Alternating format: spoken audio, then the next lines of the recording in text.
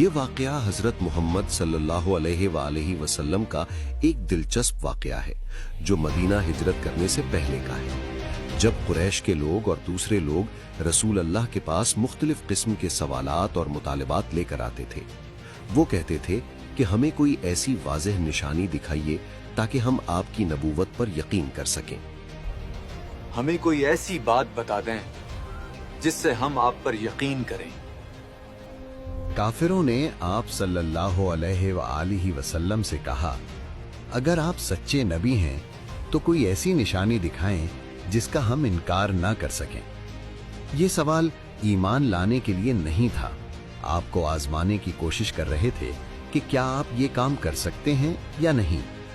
وہ خود اپنی آنکھوں سے معجزہ دیکھنا چاہتے تھے، مگر دلوں میں ایمان نہیں تھا، جبکہ آپ ان کے درمیان ایمان اور اخلاق کی زندہ دلیل موجود تھے۔ محمد سچا نہیں ہے، وہ کوئی نشانی نہیں دکھا سکتا۔ آپ نے اللہ تعالیٰ سے قوم کے لیے رحمت اور ہدایت دینے کی دعا کی۔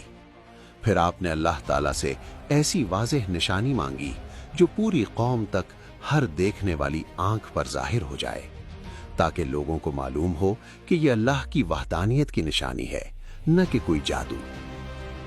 آپ صلی اللہ علیہ وآلہ وسلم نے اللہ تعالیٰ کے حکم سے اپنا مبارک ہاتھ اٹھا کر چاند کی طرف اشارہ فرمایا، اور پھر لوگوں نے وہ دیکھا جو ان کے گمان میں نہیں تھا۔ اللہ کے حکم سے چاند کے بالکل دو ٹکڑے ہو گئے، ایک ٹکڑا ایک طرف اور دوسرا دوسری طرف نظر آنے لگا۔ لوگ حیران رہ گئے، آنکھیں کھلی کی کھلی رہ گئیں۔ سب کے دلوں میں خوف تھا اور کچھ یقین بھی کرنے لگے آپ صلی اللہ علیہ وآلہ وسلم پر، لیکن کچھ لوگ پھر بھی اس معجزے پر یقین نہیں کر رہے تھے کہ یہ معجزہ ہے یا نعوذ باللہ جادو۔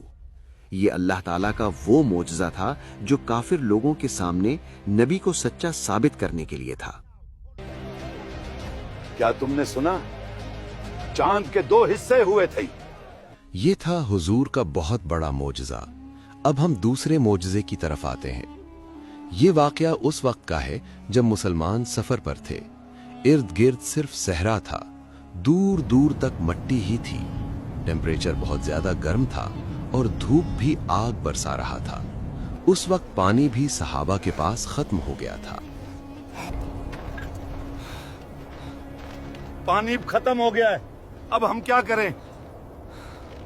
مختلف روایات کے مطابق اس کو غزوہ تبوک یا پھر غزوہ حدیبیہ کا سفر کہا گیا ہے، یا کوئی اور اہم سفر کا حصہ بھی ہو سکتا ہے۔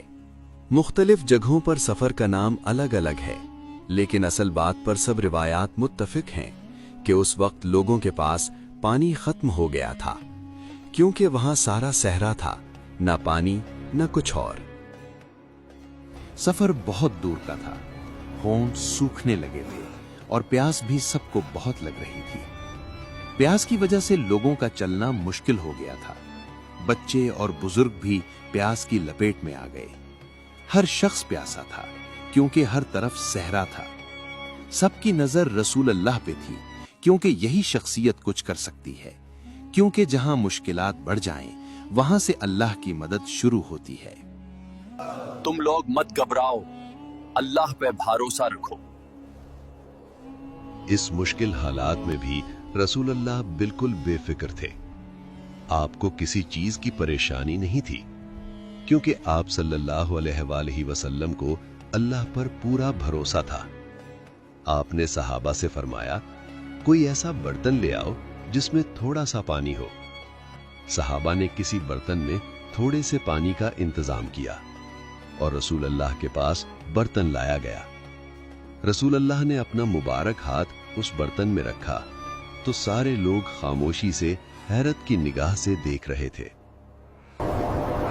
رسول اللہ یہ کیا کر رہے ہیں؟ اور پھر دیکھتے ہی دیکھتے آپ صلی اللہ علیہ وآلہ وسلم کی مبارک انگلیوں کے درمیان سے پانی بہنا شروع ہو گیا۔ ایسا لگ رہا تھا جیسے چشمے سے پانی نکل رہا ہو۔ صحابہ یہ دیکھ کر حیران ہو گئے، انہیں اپنے آپ پر یقین نہیں آ رہا تھا، کیونکہ یہ کوئی خواب نہیں، بالکل ان کے سامنے حقیقت تھی۔ लोगों ने इससे अपनी प्यास बुझाई और पानी की कमी खत्म हो गई। जो कुछ देर पहले प्यास की शिद्दत थी वो अब बिल्कुल खत्म हो गई। या अल्लाह, तेरे शुक्रगुजार है। मशहूर रिवायात के मुताबिक इस सफर में 300 या इससे ज्यादा लोग मौजूद थे। अल्लाह ताला कुरान में फरमाते हैं, मौजिज़ात अल्लाह के हुक्म से होते हैं। जो दिल से यकीन करता है उसका ईमान बढ़ जाता है, और जो शक करता है उसके लिए ये अल्लाह की निशानी है। रसूल अल्लाह वो नबी थे जो हर मखलूक के लिए रहमत बनकर उतारे गए, वो इंसान हो या चाहे जानवर।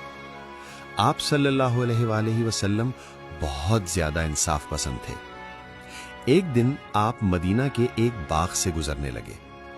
वहां खजूर के दरख्त और जमीन मिट्टी की थी और सुकून वाली जगह थी। आप वहां से चल रहे थे कि अचानक आपने एक अजीब मंजर देखा, ऐसा मंजर जो आम इंसान सोच भी नहीं सकता। वहां एक ऊंटनी बंधी हुई थी। उसकी आंखों में आंसू बह रहे थे और वो बहुत बेचैन लग रही थी। जैसे ही आप उसके करीब आए वो ऊंटनी जोर जोर से रोने लगी। लोग हैरान थे। आपने ना गुस्सा किया ना हैरान हुए। आपने मोहब्बत से उस ऊंटनी के करीब गए और सर पर अपना दस्ते मुबारक रखा। उसके बाद ऊंटनी फौरन खामोश हो गई, जैसे दवा मिली हो। फिर आपने फरमाया, इसका मालिक कौन है? एक आदमी आपके पास आया और कहने लगा, या रसूल अल्लाह, ये मेरी ऊंटनी है, आप क्यों पूछ रहे हैं? उस वक्त नबी ने वो बात फरमाई उस आदमी से जो अब भी हमारे लिए वो बात नसीहत है।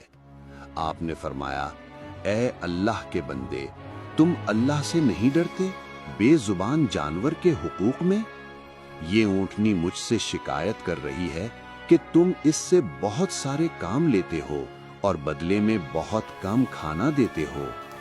ये बात सुनकर लोगों की आंखें भर आईं। बेजुबान जानवर को इतना दर्द दिया गया था। आपने इस आदमी को हुक्म दिया कि इस जानवर के साथ अच्छा सलूक रखे और नरमी से काम ले, क्योंकि इस्लाम हमें सिर्फ इंसानों के साथ नरमी करना नहीं बल्कि जानवरों के साथ भी नरमी करने की हिदायत देता है।